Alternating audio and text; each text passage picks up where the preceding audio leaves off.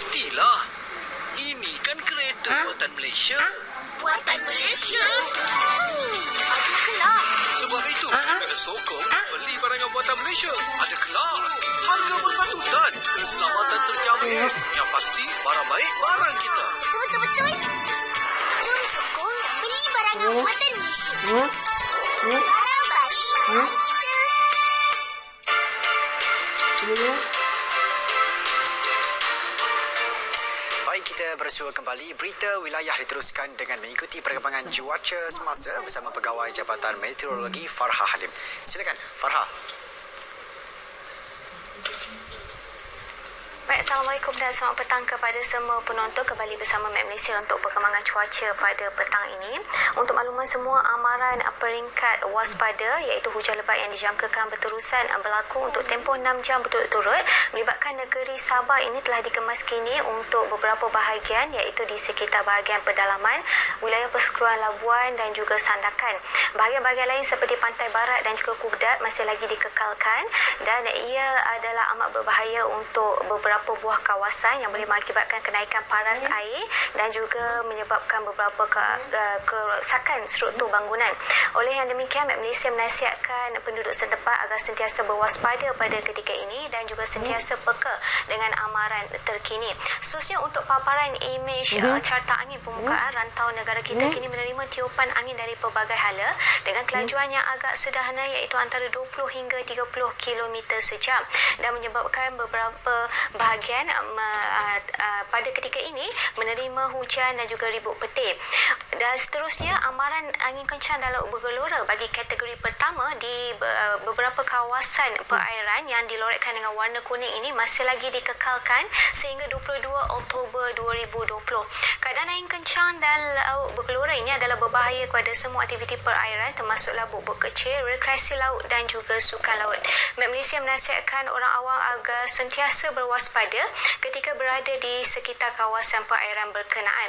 Seterusnya, untuk paparan imej gema radar di semenanjung Malaysia, keadaan hujan dan juga ribut petir di 1-2 tempat yang sedang berlaku di sekitar pedalaman negeri Selangor, negeri Perak dan juga di negeri Sembilan, negeri Melaka dan timur negeri Johor serta negeri Pahang masih lagi berterusan dan dijangkakan akan mula reda sehingga kelewat petang nanti. Berbeza dengan keadaan cuaca di negeri Sabah dan Sarawak, kelembapan yang tinggi masih lagi tertumpu di beberapa bahagian di negeri Sabah dan juga di 1-2 tempat melibatkan bahagian utara dan juga Kuching negeri Sarawak. Sekian saja informasi cuaca untuk kali ini. Seterusnya kita lihat paparan ramalan hujan bagi bandar-bandar utama di seluruh Malaysia sepanjang malam nanti. Saya Farah Halim. Assalamualaikum.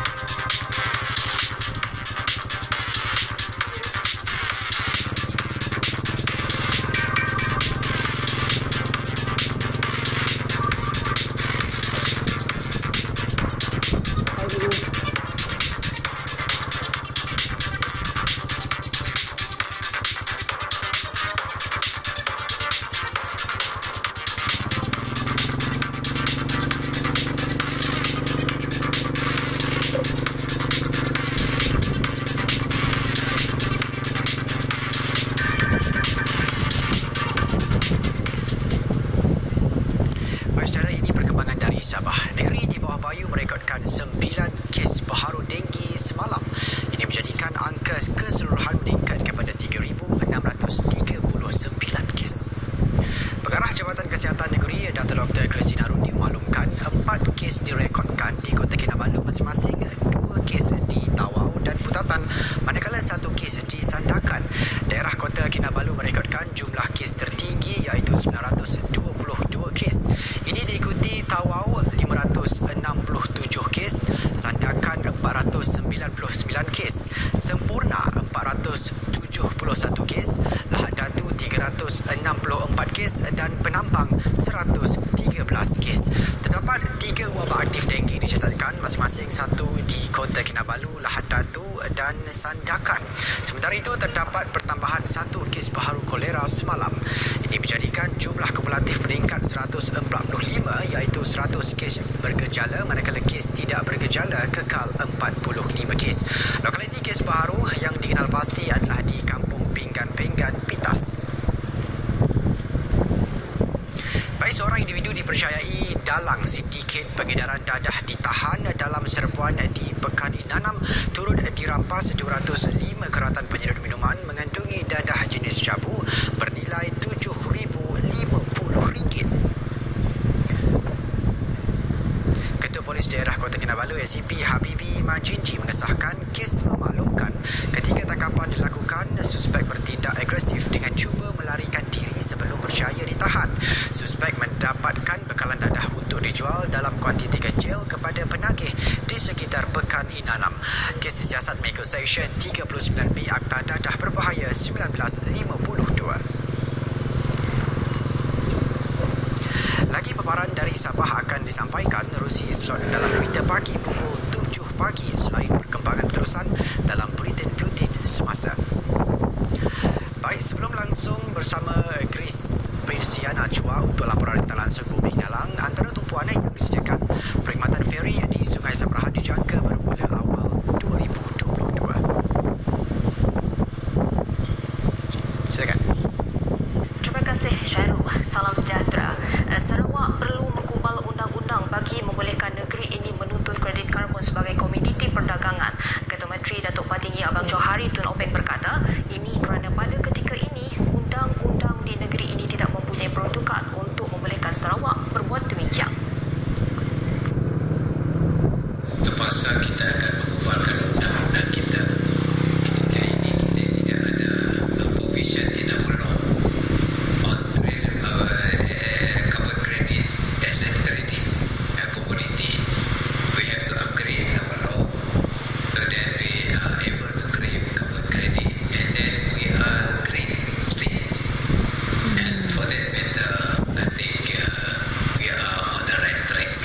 Tambahnya, Sarawak memang menumpukan kepada penggunaan teknologi hijau dan pelbagai penyelidikan telah dan sedang dilaksanakan untuk menghasilkan sumber tenaga yang boleh diperbaharui demi manfaat masyarakat selain memacu pembangunan negeri.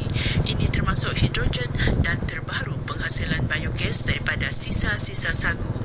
Ketua Menteri menyatakan demikian pada majlis menandatangani memorandum perjanjian MOA antara Crown Research Sdn Bhd dengan Knowledge Integration Services Singapore Sdn Bhd dan NITSE Sagos Industri Sdn Bhd di Kuching. MOA tersebut merupakan projek rakyat berhubung model penyaliran biogas termurni daripada sisa cecair sagu untuk kegunaan isi rumah.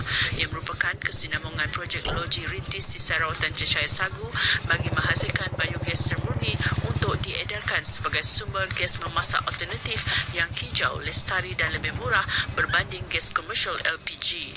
Sebagai permulaan, penyaliran biogas termurni ini akan memberi manfaat kepada penduduk Kampung Teh dan Kampung Tabo di Muka.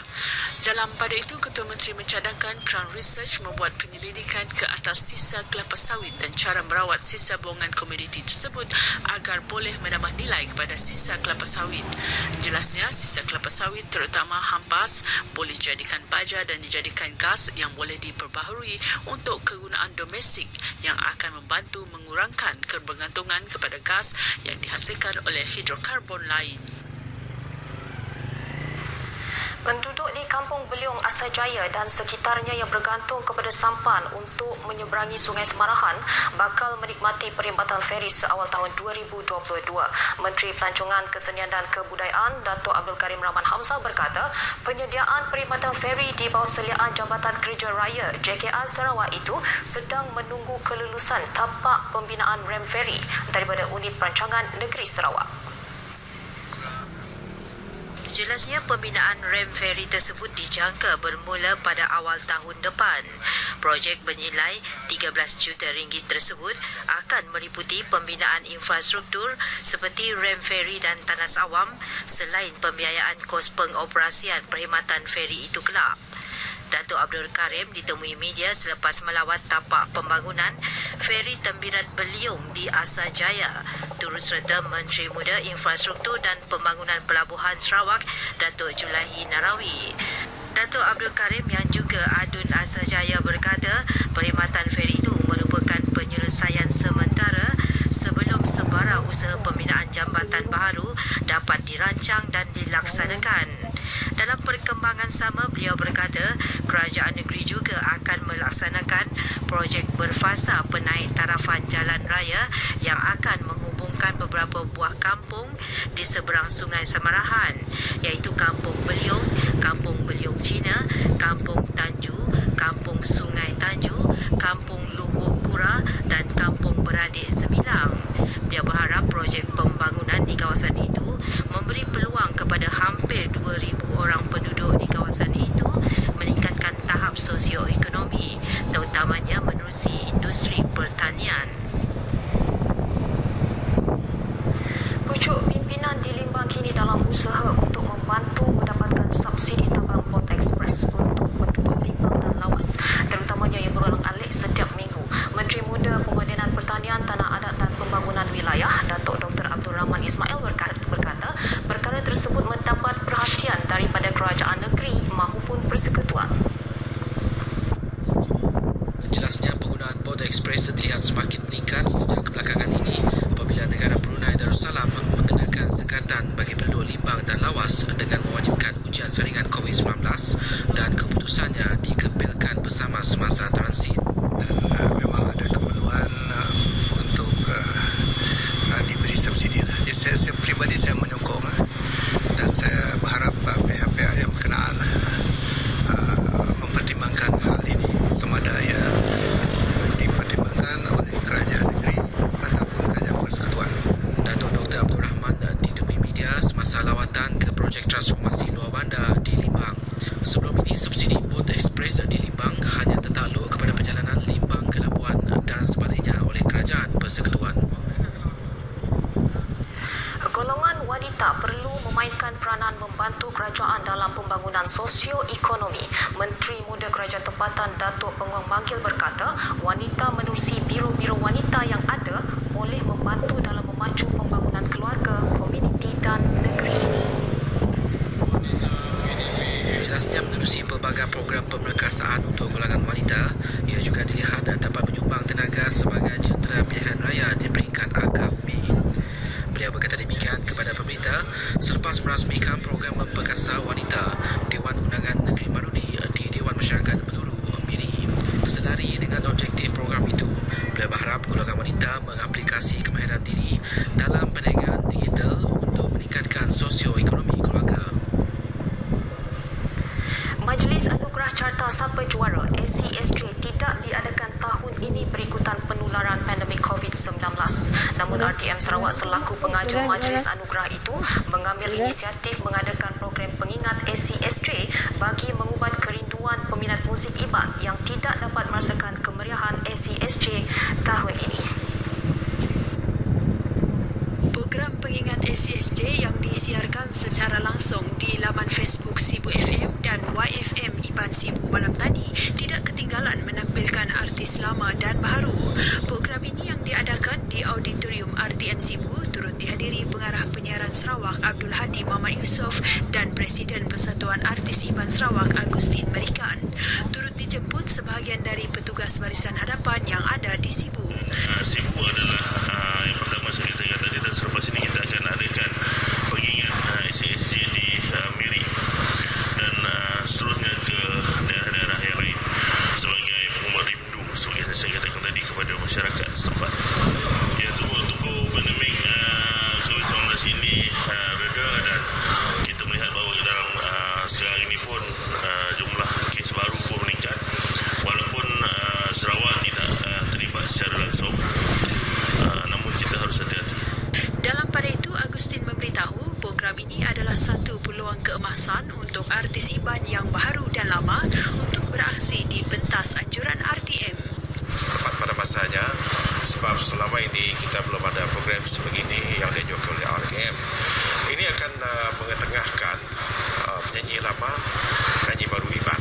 Antara persembahan Zamiri Amera, Lucy M, Wadrock, Amis Yu dan Willy Tamangraja. Universiti Malaysia Sarawak UNIMAS hari ini melancarkan Pelan Strategik 2021 hingga 2025 UNIMAS dan Inisiatif Kelestarian Universiti. Naib Kansler UNIMAS Profesor Datuk Dr. Muhammad Karim Suhaidi memberitahu pelan strategik itu akan digunakan sebagai rangka perancangan universiti untuk tempoh 5 tahun.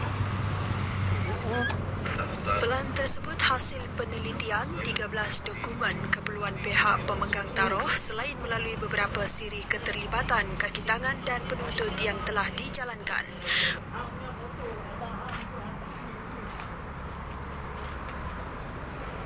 Bertemakan inklusif, global and sustainable, pelan ini mempunyai 5 fokus strategik iaitu ketersediaan graduan masa hadapan, kecemerlangan penyelidikan, kecemerlangan bakat, kesohoran global dan kelestarian kewangan. Ia turut disokong 15 komitmen dan 52 petunjuk prestasi utama. Beliau berucap dalam majlis pelancaran pelan strategik tersebut di UNIMAS Kota Samarahan yang disempurnakan pengerusi Lembaga Pengarah UNIMAS Tan Sri Datuk Seri Panglima Sulong Majrai. Datuk Dr. Kadim berkata, inisiatif kelestarian universiti yang dilancarkan itu juga seiring komitmen UNIMAS.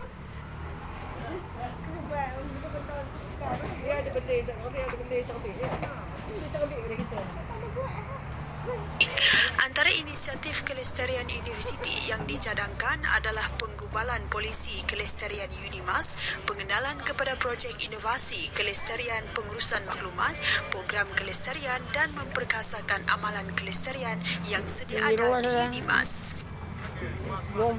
Sekian berita dari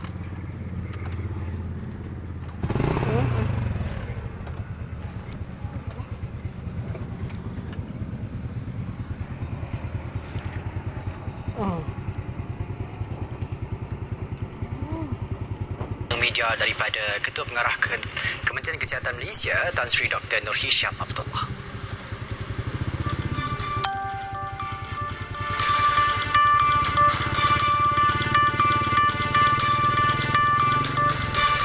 Bismillahirrahmanirrahim. Assalamualaikum warahmatullahi taala wabarakatuh. Salam sejahtera dan selamat petang kepada seluruh rakyat Malaysia. Bersama dengan saya petang ini ialah Datuk Dr. Rohaizat dan Datuk Dr. Nur Hayati Rusli. Kementerian Kesihatan Malaysia ingin memaklumkan bahawa pada hari ini Malaysia mencatatkan bilangan kes pulih COVID-19 sebanyak 455 kes. Ini menjadikan jumlah kumulatif kes yang telah pulih sepenuhnya daripada jangkitan COVID-19 adalah 13,717 kes, iaitu bersama dengan 64.2% daripada jumlah keseluruhan kes. Pecahan kes yang telah pulih daripada jangkitan COVID-19 mengikut negeri adalah seperti berikut. Sabah 226 kes, Selangor 107 kes, Kedah 97 kes, Johor 13, Terengganu 5, Negeri Sembilan 3, Sarawak 2 kes, Pahang 1 dan Wilayah Persekutuan Labuan 1 kes. Sehingga 19 Oktober 2020 jam 12 tengah hari, sebanyak 865 kes baru telah dilaporkan. Ini menjadikan jumlah kes positif COVID-19 di Malaysia adalah sebanyak 21,363 kes. Oleh itu, jumlah kes aktif dengan keboleh jangkitan COVID-19 adalah 7,456 kes dan kesemua mereka telah diasingkan dan diberi rawatan di hospital.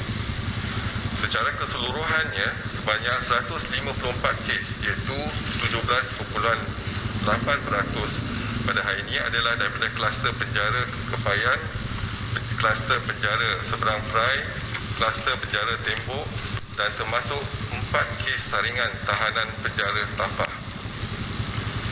Kes-kes ini sememangnya terasing di dalam penjara dan tidak menjangkiti masyarakat.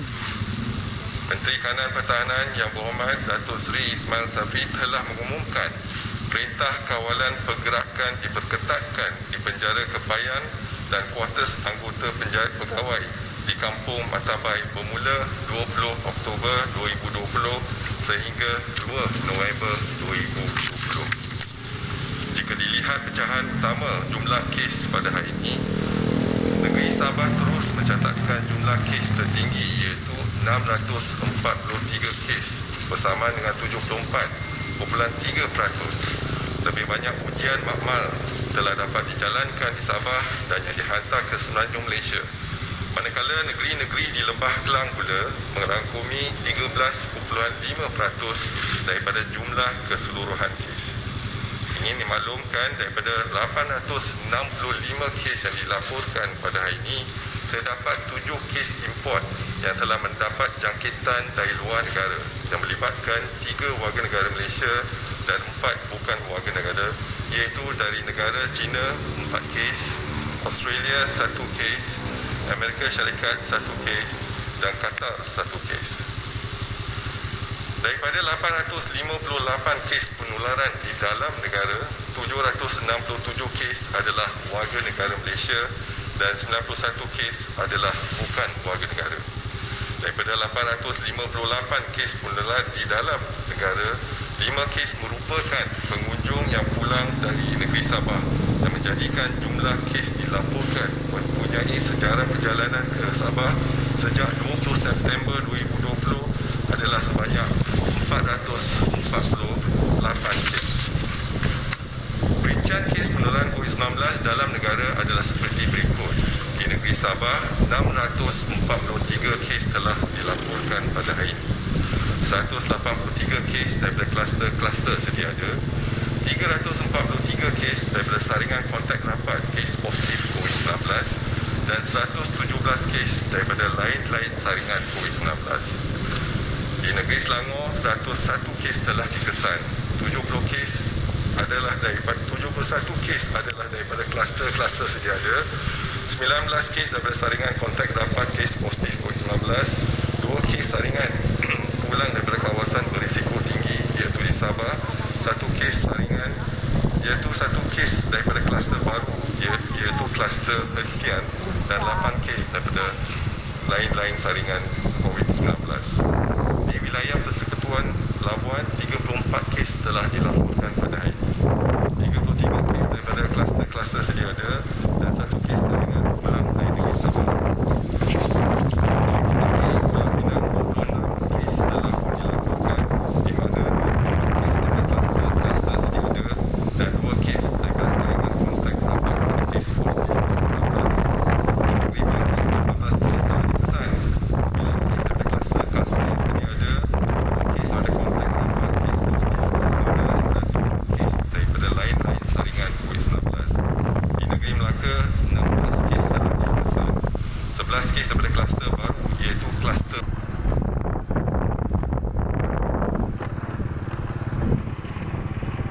individu bergejala. Di wilayah Persekutuan Kuala Lumpur, 6 kes telah dilaporkan, 4 kes daripada saringan kontak rapat kes positif COVID-19, 1 kes daripada saringan pulang pada kawasan berisiko iaitu di negeri Sabah dan 1 kes daripada kluster sedia ada. Di negeri Sembilan, 4 kes telah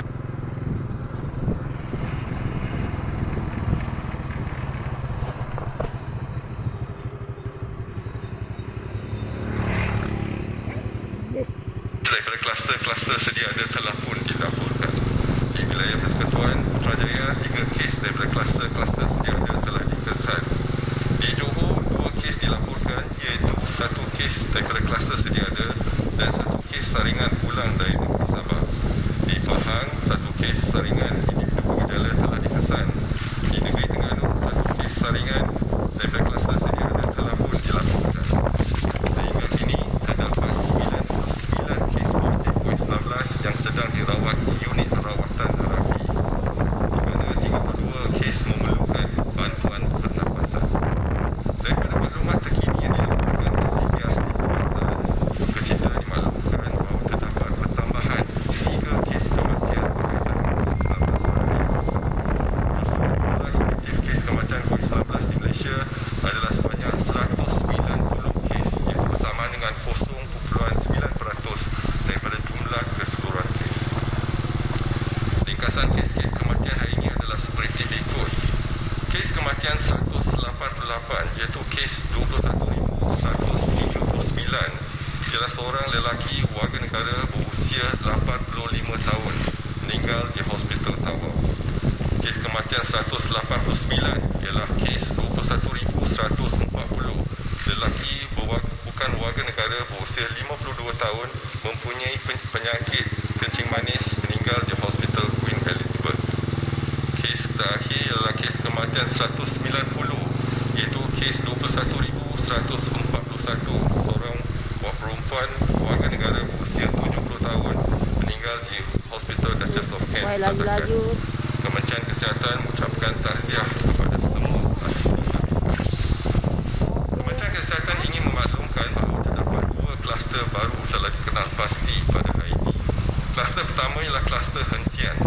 Kluster baru ini melibatkan daerah Hulu Langat di negeri Selangor. Kes indeks bagi kluster ini iaitu kes ke 18,664 telah dikenal pasti positif COVID-19 hasil saringan individu bergejala pada 15 Oktober 2020 dan telah dimasukkan ke Hospital Siaran.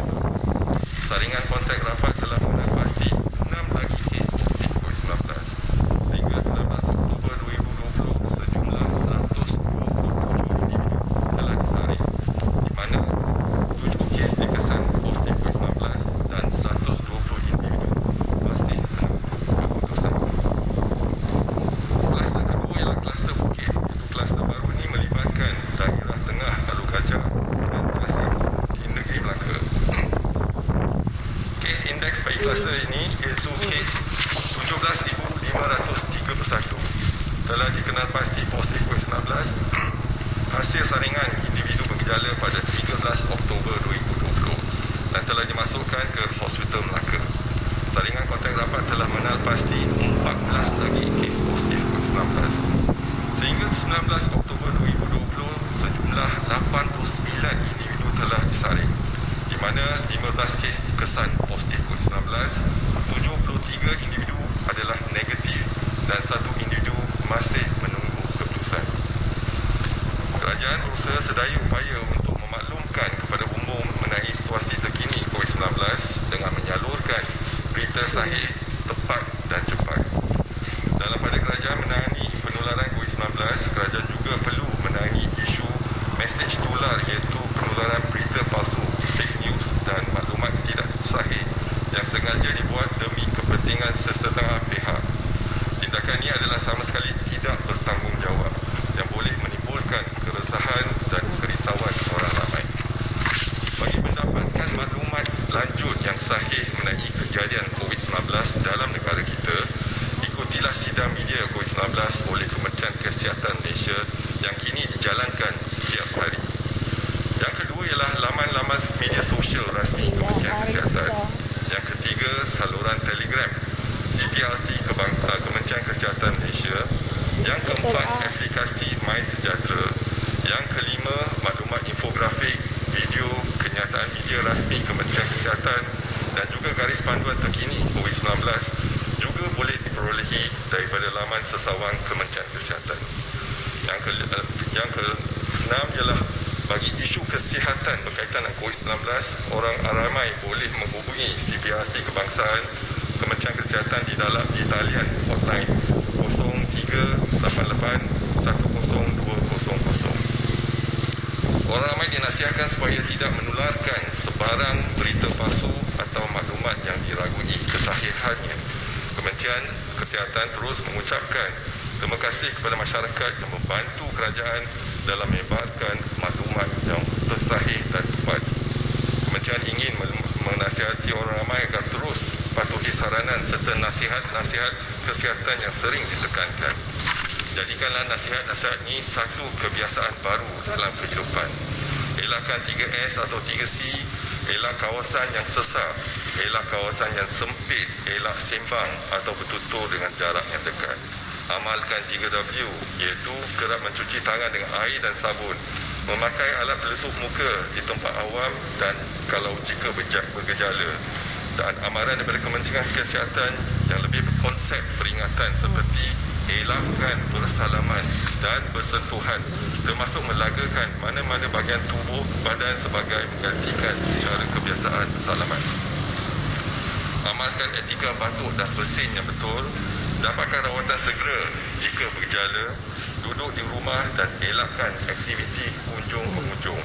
Lakukan aktiviti disinfeksi dan pembersihan di kawasan yang kerap disentuh. Patuhilah kepada SOP sebagai norma baru, iaitu syarat-syarat seperti yang ditetapkan di bawah Perintah Kawalan Pergerakan. Orang yang berisiko tinggi dan warga emas dan orang berupaya perlu dilindungi. Manakala individu tidak sihat dan bergejala dikehendaki segera menjalani pemeriksaan kesihatan. Penjarakan fizikal sekurang-kurangnya 1 meter mesti diamalkan pada setiap masa. Kementerian akan terus memantau perkembangan kejadian jangkitan dalam negara dan juga di luar negara melalui maklumat yang diperolehi daripada Pertubuhan Kesihatan Sedunia. Orang awam akan sentiasa dimaklumkan sebarang perkembangan terkini dan kementerian akan memastikan langkah pencegahan dan kawalan dilaksanakan secara berterusan. Seterusnya dimaklumkan laporan penggembara dan pemastautin tetap Malaysia yang kesan positif COVID-19 dari 3 April hingga 19 Oktober 2020 adalah sejumlah 1,137 kes. Pada hari ini ada pertambahan 7 kes import, iaitu 4 kes daripada negara China dan masing-masing 1 kes daripada Australia, Qatar dan Amerika Syarikat. Dimaklumkan laporan kluster COVID-19 yang aktif di Malaysia sehingga 19 Oktober 2020 adalah sejumlah 87 kluster, termasuk 2 kluster aktif hari ini. Jumlah keseluruhan kluster yang telah dilaporkan kepada Kementerian Kesihatan ialah 192 dan jumlah kluster yang telah tamat pengawasan dan pemantauan ialah 105. Daripada jumlah 87 kluster yang aktif pada hari ini, 31 kluster adalah pertambahan kes dan 56 kluster aktif tiada pertambahan kes. Kluster yang pertama ialah kluster penjara Payan di Kota Kinabalu, Sabah. Kes baru yang telah dikenal pasti ialah 135 dan jumlah kes setakat ini ialah 184. Jumlah kes yang telah disaring setakat ini adalah 304 kes dan kita masih mempergiatkan aktiviti saringan di penjara Kepayan. Kluster kedua ialah kluster auto ataupun kluster automobil, iaitu kita ada pertambahan 41 kes pada hari ini menjadikan jumlah keseluruhan 50 kes. Jumlah yang telah disaring setakat ini ialah 551. Kluster ketiga iaitu di Labuan ialah kluster Sagu King. Ada pertambahan 30 kes menjadikan jumlah keseluruhan 39 kes. Kluster yang keempat ialah kluster Benteng Lahadatu. Ada pertambahan 15 kes menjadikan jumlah keseluruhan 1065 kes dan individu yang telah disaring setakat ini ialah 16,488.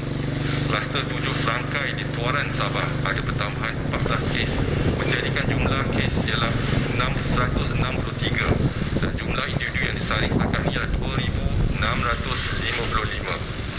Kluster yang keenam ialah kluster penjara seberang perai. Ada pertambahan 14 kes menjadikan jumlah keseluruhan 86. Jumlah individu yang telah disaring setakat ini ialah 876. Kluster Bukit di Melaka ada pertambahan 11 kes menjadikan jumlah kes 15. Individu yang disaring setakat ini ialah 89. Kluster Anmar di Pulau Pinang ada pertambahan 10 kes menjadikan jumlah kes 17 dan jumlah individu yang disaring 193. Kluster Ramai-Ramai di Sandakan Sabah ada pertambahan 9 kes menjadikan jumlah keseluruhan 191 kes.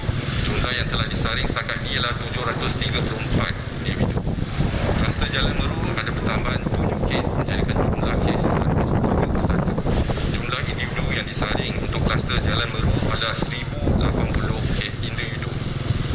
Kluster Bah Tropicana ada pertambahan 7 kes menjadikan jumlah kes positif ialah 50 dan jumlah individu yang disaring adalah 715 individu. Kluster Surat di Sandakan Sabah ada pertambahan 7 kes menjadikan jumlah keseluruhan 32 kes. Jumlah individu yang disaring adalah 173. Kluster Buntar ada pertambahan 7 kes menjadikan jumlah kes 23 dan jumlah individu disaring 335. Kluster Simera ada pertambahan 5 kes menjadikan jumlah kes 52. Jumlah individu yang disaring 732.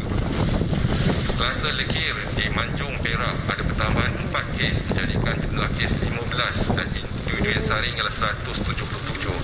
Kluster Sungai Wei pula ada pertambahan 3 kes menjadikan jumlah kes 50 dan jumlah yang disaring setakat ni 325. Kluster Keladi di Kelang, Selangor ada pertambahan 3 kes menjadikan jumlah kes 28 dan jumlah yang individu yang disaring adalah 216. Kluster Bah Bandar ada pertambahan 3 kes menjadikan jumlah kes 22, jumlah yang disaring 507. Kluster Utama ada pertambahan 2 kes menjadikan jumlah keseluruhan untuk kluster utama ialah 185 kes dan jumlah individu yang disaring setakat ni ialah 848 individu. Kluster Menara ada pertambahan 2 kes menjadikan jumlah kes 41 dan jumlah yang disaring setakat ni ialah 308. Kluster Kencana ada pertambahan 2 kes menjadikan jumlah kes 25. Jumlah individu disaring ialah 232. Kluster Mobo ada pertambahan 2 kes menjadikan jumlah kes 16 dan individu yang disaring ialah 613. Kluster Bomba di Sandakan, Sabah ada pertambahan 2 kes menjadikan jumlah kes 16, jumlah individu disaring 316. Kluster Tembok ada pertambahan 1 kes menjadikan jumlah keseluruhan 1,572 kes dan individu yang disaring setakat ni ialah 7,311. Kluster Bah Manggis ada pertambahan 1 kes menjadikan jumlah kes 41, jumlah yang disaring ialah 654. Kluster Bah Sintok ada pertambahan 1 kes menjadi jumlah kes ialah 38, jumlah yang disaring dia setakat ni ialah 491. Kluster Tasik ada pertambahan 1 kes. Kluster Kazana ada pertambahan 1 kes, kluster Siri Setia pertambahan 1 kes, kluster Hentian Hulu Langat Selangor ada pertambahan 1 kes, kluster Jeram ada pertambahan 1 kes. Dan lain-lain kluster iaitu kluster Bangau, kluster Penjara Reman, kluster Laut dan seterusnya tiada pertambahan kes pada hari ini. Seterusnya dimaklumkan laporan kapasiti harian 61 makmal COVID-19 negara yang menjalankan ujian RT-PCR iaitu untuk 18 Oktober 2020 adalah sejumlah 58,266 ujian seharian. Semalam kita berjaya melaksanakan 19,096 ujian seharian iaitu bersama dengan 33%. Juga dimaklumkan kapasiti makmal 3 makmal COVID-19 di negeri Sabah yang menjalankan ujian RT-PCR ialah kapasiti maksima 2,600. Jadi semalam kita berjaya menjalankan ujian 3,347 iaitu melebihi kapasiti iaitu 129%. Dan semalam juga kita berjaya iaitu outsource ke makmal swasta sebanyak 1,560 ujian RT-PCR. Dimaklumkan juga jumlah kumulatif ujian RT-K antigen sehingga 18 Oktober 2020 adalah sejumlah 300,223 dan semalam kita dapati kita menjalankan 3,378 ujian RT-K antigen dan ujian kumulatif yang positif ialah 2,734 bersama dengan 0.9%.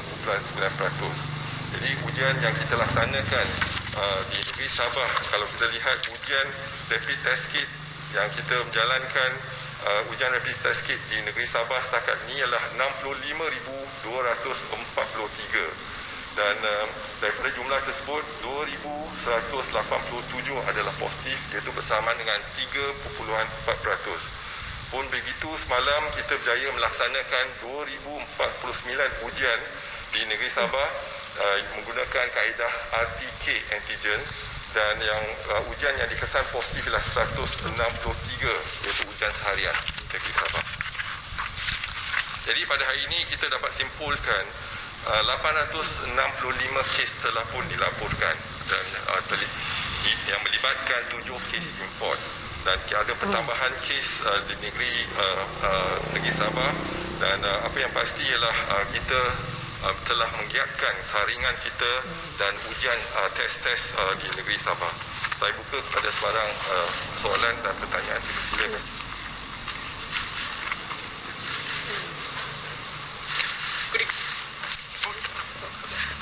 Good evening, country. Kalbana from NSD. there has been reports coming out from China quoting the Chinese Center for Disease Control and Prevention, CDC, that COVID-19 virus has been found on frozen food packaging surface, suggesting it is possible for the virus to be conveyed over long distances via frozen goods. How are we addressing this in Malaysia? All right, thank you very much. I read the report as well, but it is highly unlikely that one can contract the infection of COVID-19 from food or even food packaging. And COVID-19 is indeed respiratory infection, basically attack the lungs and etc. But the route of transmission is mainly by droplets as well as a close contact from one person to another, or indirectly to a surface and etc. But at the moment, there's no evidence whatsoever to suggest that COVID-19 can be transmitted via food or food packaging. Assalamualaikum Tan Sri. I have two questions. First one, a study conducted in 30 countries sponsored by WHO showed that the antiviral drug remdesivir failed to prevent death among patients. So is Malaysia planning to continue its usage, or is there any other options? Soalan saya yang kedua, kerajaan sudah membelanjakan jutaan ringgit untuk proses sanitasi. Jadi apakah relevannya proses sanitasi itu dilakukan di tempat terbuka atau awam? Adakah ia berkesan? Bukankah sepatutnya difokuskan di tempat yang tertutup seperti penjara dan pusat membeli belah, memandangkan virus ini membiak di tempat yang tertutup? What is the science behind this? Thank you. Okey, terima kasih. Jadi soalan itu saya jawab ya, soalan pertama mengenai kajian. Itu kita Malaysia telah dipilih untuk menjalankan kajian bersama, iaitu Solidarity Trial oleh WHO. Dan hasil kajian kita telah pun menjalankan kajian pada lebih pada 190 pesakit-pesakit kita menggunakan kaedah-kaedah ataupun protokol-protokol pertubuhan kesihatan sedunia. Dan hasil daripada kajian ni, laporan yang telah kita dapati ialah untuk 3 ubat, iaitu yang ubat yang telah dibangkitkan tadi ialah ubat remdesivir. Jadi kita dapati ubat remdesivir ini tidak membantu dalam mengurangkan jumlah kes kematian, yang pertama. Tidak membantu dalam mengurangkan kemasukan ke hospital, 2. Dan tidak membantu daripada kita membantu dari menghalang pesakit-pesakit daripada kategori 3, 4 untuk jadi kategori kelima. Jadi ubat ni tidak berkesan untuk menghalang progression of that disease. Jadi kita dapat simpulkan remdesivir tidak berkesan untuk kita merawat pesakit-pesakit COVID-19 daripada 3 sudut kematian, sudut kemasukan ke hospital ataupun ICU, ataupun sudut kita memerlukan bantuan pernafasan. Jadi dia tidak terhalang. Kita juga telah dimaklumkan daripada kajian Solidarity Trial yang obat hydroxychloroquine yang satu masa kita menggunakan juga tidak berkesan. Begitu juga dengan obat yang kita guna Galestra, iaitu lopinavir dan ketonavir, yang satu masa dulu kita juga guna off-label pada permulaan jangkitan COVID-19 dalam negara kita. Tetapi masa itu kita tak ada bukti-bukti yang kukuh untuk menggunakan, tapi kita gunakan by off-label. Tapi hari ini kita dah ada kajian. Kajian ini bukan hanya di Malaysia tetapi di negara-negara di bawah payung WHO. Dan kita dapati juga obat lopinavir, ketonavir juga tidak berkesan dalam digunakan untuk rawatan pesakit COVID-19. Apa yang kita dapat yang positif ialah ubat sekarang ni ialah ubat dexamethasone, iaitu yang ubat yang kita untuk menghalang radang paru-paru dan sebagainya. Yang itu kalau kita guna berkesan. Itu yang setakat inilah ujian daripada laporan daripada ujian tersebut, itu untuk 3 ubat tersebut. Yang kedua ialah sanitasi. Memang kita menggalakkan sanitasi sama ada di dalam rumah ataupun di taman dan sebagainya, yang tempat-tempat yang kerap disentuh oleh orang ramai. Kalau tempat yang kerap disentuh, kita syorkan untuk menjalankan sanitasi daripada masa ke semasa. Terima kasih. Assalamualaikum Tan Sri. Ada 2 soalan. Satu, apakah KKM akan membawa cadangan untuk memperketatkan SOP kepada MKN, dan apakah bentuk cadangan itu keberikutan peningkatan kes sekarang ni, terutama dalam keadaan contohnya di Selangor dengan ketiadaan masalah bekalan air dan sebagainya. Yang kedua, semalam ada Tan Sri menyebut mengenai virus COVID turut dikesan pada kulit mayat mangsa COVID. Kemudian justru menyebabkan kaedah pengurusannya perlu dibuat secara tayamum tapi pada plastik yang ni kan. Jadi adakah kemungkinan kewujudan virus pada kulit tu boleh menjangkiti orang? Sebab tadi pun Tan Sri ada sebut kalau packaging dia takkan boleh menjangkiti dan sebagainya kan. Kerana ada pihak yang mengatakan kalau tak boleh menjangkiti mungkin boleh tayamum sentuh kepada kulit mayat. Terima kasih. Jadi soalannya mengenai SOP yang lebih ketat. Jadi kita sekarang ni ada menggunakan kaedah PKPB iaitu bersyarat di negeri tertentu, iaitu di Lembah Kelang dan juga di negeri Sabah. Jadi apa yang kita boleh laksanakan untuk memperketatkan PKPB itu yang saya dimaksudkan, bukan memperketatkan MCO ataupun PKP. Jadi kita memperketatkan iaitu Perintah Kawalan Pergerakan Bersyarat, itu yang kita letakkan, di mana kita izinkan sektor ekonomi untuk berfungsi, tetapi sektor lain, contohnya sektor sukan, sektor sosial dan juga pelajaran dalam lokaliti yang telah kita kenal pasti, supaya boleh setakat ini kita hentikan dulu. Itu yang kita ingin cadangkan. Dan juga apa yang penting ialah kita kena nasihatkan kepada mereka dalam lokaliti yang telah dikenal pasti di negeri Sabah, di Lembah Kelang, kalau boleh duduk di rumah kalau tiada urusan, sebab virus ada dalam komuniti. Kalau kita duduk di rumah, maksudnya kita dapat putuskan rantaian jangkitan COVID-19. Kalau kita keluar daripada rumah, kita terdedah kepada virus tersebut. Apabila kita terdedah dari tempat-tempat yang sesak dan juga tempat yang sempit, dan kalau ada kalanya kita bertutur dengan jarak yang dekat, itu pun boleh jangkitan virus berlaku. Jadi kalau terpaksa keluar dari rumah, pastikan kita pakai tutup muka, pastikan kita ada penjarakan sekurang-kurangnya 1 meter. Kalau lebih dari 1 meter lagi bagus. Dan kerap menggunakan hand sanitizer ataupun menggunakan sabun dan air untuk kita kerap cuci tangan kita. Inilah nasihat kita kepada semua. Jadi kalau kita sama-sama boleh laksanakan, kita boleh putuskan rantaian jangkitan COVID-19. Dan kita telah pun berpengalaman menggunakan kaedah ini. Jadi kalau kita kembali kepada bulan 3, bulan 4 dan 5, kita hanya ada satu mesej kepada rakyat Malaysia semua, iaitu duduk di rumah. Rumah paling selamat sekali. Jadi inilah yang kita kena tekankan lagi, kembali menggunakan kaedah yang telah digunakan pakai dan telah berjaya untuk mengekang penularan COVID-19. Itu yang pertama. Yang kedua, mengenai sentuhan iaitu virus di permukaan. Ini kajian forensik, iaitu kajian pada mayat yang telah kita melaksanakan kajian, dan bukti telah pun kita dapat, iaitu di permukaan kulit, di organ-organ dan juga di di tubuh ada virus tersebut. Dan dengan tu kita dengan bukti yang ada, pada peringkat awal lagi kita telah bermesyuarat dengan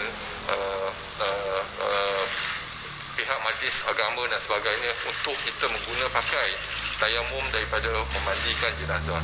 Jadi itu telah kita amalkan daripada hari pertama lagi, iaitu sekarang ni pun kita melaksanakan. Tapi setakat ni untuk yang mereka yang menjalankan keseharian untuk individu yang dijangkiti, tak terbukti lagi ada jangkitan dalam kulit. Hanya yang kita buktikan ialah jenazah tu yang ada jangkitan dalam kulit, tetapi bukan individu yang positif ada jangkitan kulit.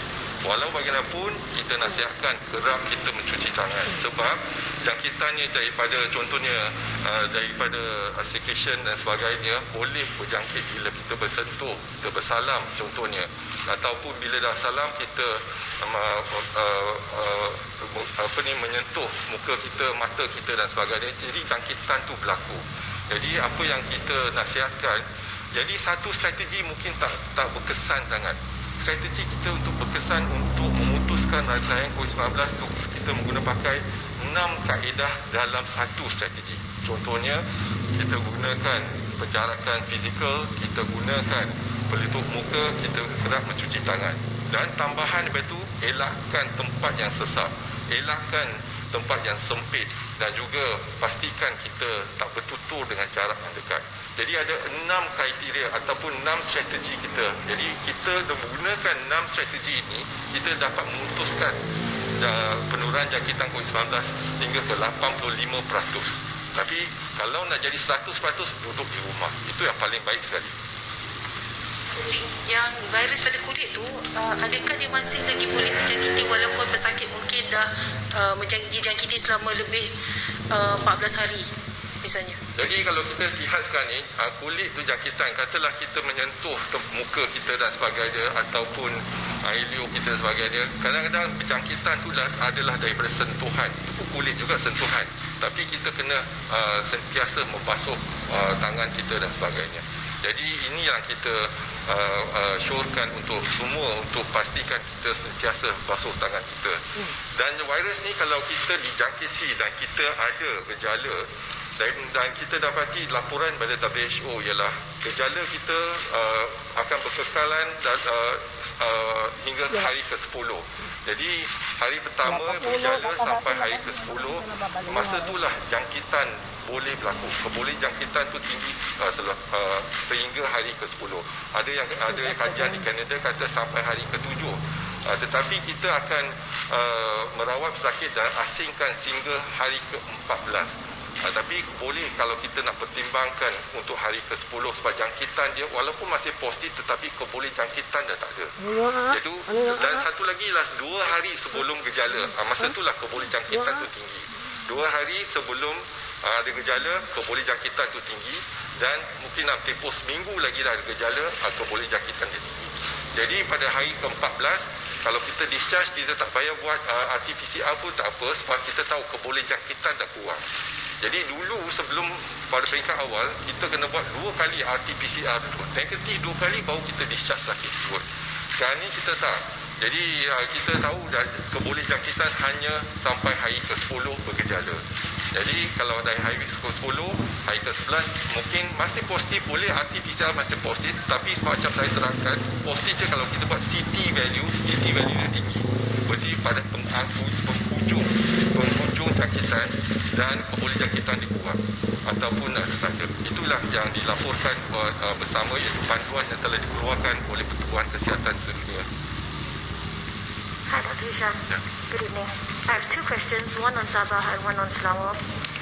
So for Sabah, previously, Dr. Tan Sri, you mentioned that more than half of the KKM officers at the Sabah COVID hospitals actually have been mobilized from other parts of Sabah.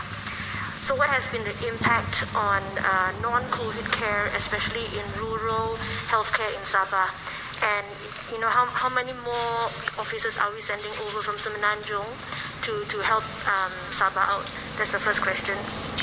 And second question, Tan Sri, is have the KKM officers in Sabah, when trying to do contact tracing with, say, stateless communities, face any challenges, any kekangan? Because we have heard accounts from villagers who are afraid of being arrested and they are hiding from officers, wondering if you have any advice on that or any, how is KKM handling this? And this question on Selangor, Tan Sri. The Selangor Task Force for COVID-19 says it has not been receiving detailed information, detailed data from KKM since the beginning of this month. And was wondering why is this the case, if it is true? And isn't this data really important now that Selangor is, I think, second highest today? Thank you. Alright, if I get your question right, number one is with regards to the treatment of patient, non-COVID patient in Sabah. So we have, 9 hospitals been identified to treat COVID patient.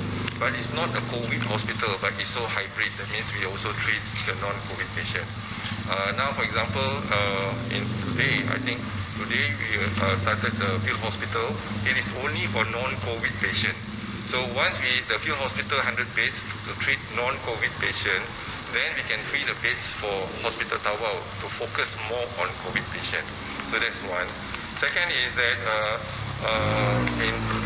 those non-COVID patients, we also outsource to the private hospital in KK, in Sabah as well. So that non-COVID patient been referred to the private hospital, and we are paying for them. So to make sure that the continuity of care, although we are focusing on the COVID patient. Then we have mobilized our staff internally as well as externally from Sabah.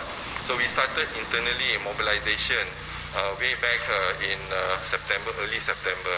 And I was there in Sabah on the 28th of August. So I discussed with the State Health Director, and then we managed to discuss in terms of the mobilization of the staff. So we started with the internal first. So mainly at that point of time to East Coast of Sabah. So we have done that.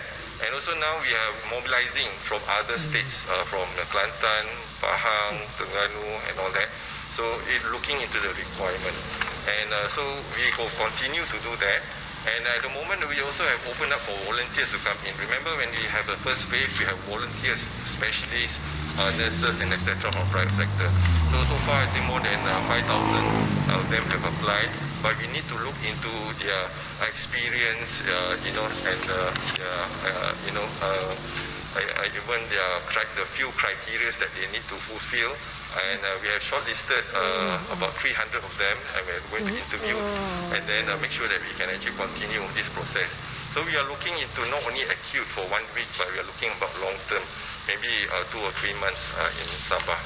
So far at the moment, 796 healthcare staff has been, and volunteers has been mobilized to Sabah. So I hope that for the time being, we do not have any issues. We look into the capacity of our hospital as well as the beds and the pusat rawatan, pusat quarantine and rawatan risiko rendah. We have 21 pusat quarantine. That helps us because we open up, we use the concept of MAIPS, and then we have 21 pusat quarantine and rawatan risiko rendah. So, and today, although we have increased the number of patients we diagnosed, we also have increased number of discharge. Today highest is also in Sabah. So with that, we can balance up in terms of our capacity in our hospital. But what is more important is that we have done is the border control and the inter-district movement, and then we continue to do our surveillance as well as public health intervention to test more. And our locality, when we look into the testing, we go for the locality, high-risk locality or high-risk group, like cluster that we have identified, and we continue to screen them. So when we continue to screen them, naturally you pick up more cases because of this activity. So we will continue to do this until that you can see some of the, for example, the cluster that we have done, like I can give you a few, like Lahad Datu, for example, Benteng Lahad Datu, cases positive 1,665. We have done 16,000 screenings, so we are stepping up. Every day we are still screening them, but we will localize in terms of the locality, focus on the locality and continue to do the screening. So that's what we have been doing, and hopefully with that we also can manage to bring down the RT. RT, as I mentioned yesterday, we started with very high 2.2. But today the RT is, follow the RT curve is 1.5. Not good enough. If you continue 1.5 status quo, that means in 31st October, you may get 4 digits. But if we continue to, to work and then facilitate and increase our activities, intervention, for example, public health intervention, we hope that bring down to less than 1. Exactly what we have done for Kedah. Kedah, once upon a time, I think everyone knows there's so many clusters in Kedah, and now today we managed to contain the infection in Kedah. The RT in Kedah is less than 1. So I think this is what we are trying our best to do, to bring down the RT to less than 1. So then we can contain the infection, which means 100 people infected. Then the next cycle of infection, probably if its RT is 0.5, only 50 people. Then 50 people, the next cycle 25. 25 then continue to decline. So this is what we are doing. Second is regards to the data. So data every day now today that you see, one of the reason that we are having a late PC is because we analyze the data from 12 o'clock. So we only have 4 hours to analyze the data, to tabulate and make and assign some of the cases to all the clusters. So it's actually very huge undertaking for us to tabulate all the data to present to you at 5:30, for example. So this is but what is being requested is the raw data. Raw data we need to analyze first. So from the Selangor, they wanted the raw data from us. So and then data is also confidentiality of us. Then we already tabulated and probably rectified. Then only we can share the data. That's one. But we look forward the collaboration between our PKN Selangor and the state, so that there are things that the state can help us in terms of empowerment, public empowerment, for example, and awareness, education, etc. But we have never empowered the state to take on the role of surveillance, to take on the role of public health intervention, etc. So that's our responsibility. So we are doing it on our side. So our PKN is doing the contact tracing as well as surveillance in our hospital and clinic. So that's where I think the collaboration on both sides, from PKN, the state PKN and the state administration, can be enhanced from time to time. Only the data is that the data that we are sharing is, once we have analyzed the data, tabulated the data, then we share to all states. So they will also look into our, like Sabah, they also look into our central data. And then from that data, then only they can actually, present it and then see how best they can educate the public in their respective state. Tan Sri, baru-baru ini Menteri Sains, Teknologi dan Inovasi Musti ada memaklumkan bahawa kementeriannya menganggarkan kerajaan perlu memperuntukkan sekurang-kurangnya 3 bilion ringgit pada tahun depan bagi membolehkan rakyat Malaysia mendapat akses bagi vaksin COVID-19 secara percuma. Adakah ini memberi bayangan bahawa kita akan mendapat vaksin COVID-19 tahun depan? Dan jika ya, adakah itu vaksin yang akan kita dapatkan tu adalah keluaran dari China, mengambil kira pertemuan Menteri Luar dengan rakan sejawatannya yang berbincang mengenai vaksin COVID-19 baru-baru ini? Terima kasih. Terima kasih. Jadi isu vaksin ni, yang pertama dari segi sudut teknikal kita kena perlu lihat kepada data, data iaitu fasa 3 kajian klinikal, iaitu kalau kita ada data kajian klinikal baru kita boleh daftarkan vaksin tersebut. Kita lihat ke berkesanan vaksin tersebut dan kesan samping vaksin tersebut. Setakat ini ada 9 kajian data, kajian fasa 3 telah dijalankan, tetapi belum ada lagi data yang telah diumumkan kepada orang ramai. Itu yang pertama. Jadi kita sebagai teknikal, kita akan lihat kepada keberkesanan dan komplikasi. Kalau komplikasi dia tinggi, jadi kita ada isu sama ada kita nak gunakan vaksin itu. Keselamatan adalah amat penting untuk Kementerian Kesihatan. Pastikan vaksin yang kita beri kepada umum selamat. Jadi kita perlu tunggu pada data-data tersebut. Namun begitu, kalau kita lihat banyak perbincangan telah dijalankan. Contohnya dalam perbincangan COVAX, contohnya. Jadi COVAX adalah satu dalam gabungan yang ingin untuk kita bersama, iaitu dalam mendapatkan vaksin, iaitu kalau kita lihat mungkin 10% daripada rakyat Malaysia ada dapatkan vaksin tersebut. Tetapi apabila kita lihat pada perjanjian dan harga, yang pertama, vaksin tu tak ada lagi tapi harga dah ditetapkan. Itu yang pertama. Yang kedua, liability. Kalau ada komplikasi, kita yang tanggung, bukan syarikat yang tanggung. Jadi banyak isu-isu yang kita lihat tak memihak kepada kita. Tetapi kita masih dalam bersetuju dalam kumpulan tersebut, masuk dalam kumpulan COVAX, supaya kita dapat juga peluang ataupun dapat berbincang dengan negara-negara secara G2G ataupun dengan company untuk perolehan. Jadi kita tak masuk dalam perolehan, tapi kita masuk dalam kebersatuan dengan COVAX activity. Jadi perolehan masih kita boleh bebas untuk mengadakan perbincangan dengan negara yang ada pengeluar vaksin dan juga dengan syarikat-syarikat yang telah dikenal pasti. Jadi kita biasanya kalau kita nak beli sesuatu, kita tahu harga dia, tapi barang tu tak ada lagi. Ini yang isu yang kita kena berhalusi sebelum kita membuat sebarang keputusan. Adakah kita kena beli sesuatu vaksin, tapi vaksin tak ada lagi, tapi kita dah bayar dulu. Ini yang satu lagi lah, cari cara perbincangan. Jadi ada tak kita dapat maklumat apa yang telah dibincangkan bersama antara pengeluar vaksin dan sebagainya. Jadi kita sepatutnya dimaklumkan apa yang telah dibincangkan, dan data-data yang telah dijalankan juga kita seharusnya ada akses kepada data-data tersebut. Inilah isu-isu yang telah kita sedang berbincang dan diperhalusi. Dan juga standard vaksin yang kita beli dengan COVAX ni, harga dia berbeza dengan negara lain. Jadi berbeza negara. Jadi kita pun kenapa bukan harga sama tapi berbeza. Katalah kita beli dengan harga A, negara lain beli dengan harga lebih murah daripada B. Jadi ada kita lihat adalah berbagai kekangan dari segi kita untuk setuju dengan perjanjian tersebut. Yang itu yang pertama. Yang kedua, kita sekarang ni boleh dapatkan vaksin kalau kita bincang, tetapi setakat ni tak ada lagi vaksin yang kita rasa berkesan. Dan kalau ada, mereka menggunakan tu untuk kajian. Jadi kita tak ada isu kalau kajian kita Malaysia boleh dijadikan satu hub untuk kajian vaksin-vaksin tersebut. Just one quick follow up on the data question. Was the data that is shared with the states, has it always been the same set of data, or has something stopped at the beginning of this month as the Selangor Task Force alleged? And do all the states get the same data? Thank you.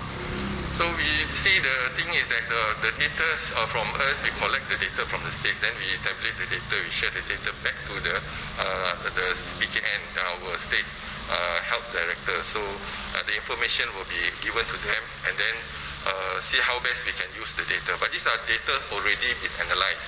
But the issue now is to get the raw data. We have not analyzed the data. You got the granular data, for example, and then you make a conclusion. I don't know what conclusion you make. So is it right for you to make a conclusion that I have not even seen the data yet? So that is where we need to standardize the data. That means come from the federal, we reanalyze it, so we give the data to the respective state, and the respective state will look into the data. So the worst thing that can happen, announcement being made in terms of using our data, but we do not know what announcement we made. So I think there's coordination there. So if we can coordinate better,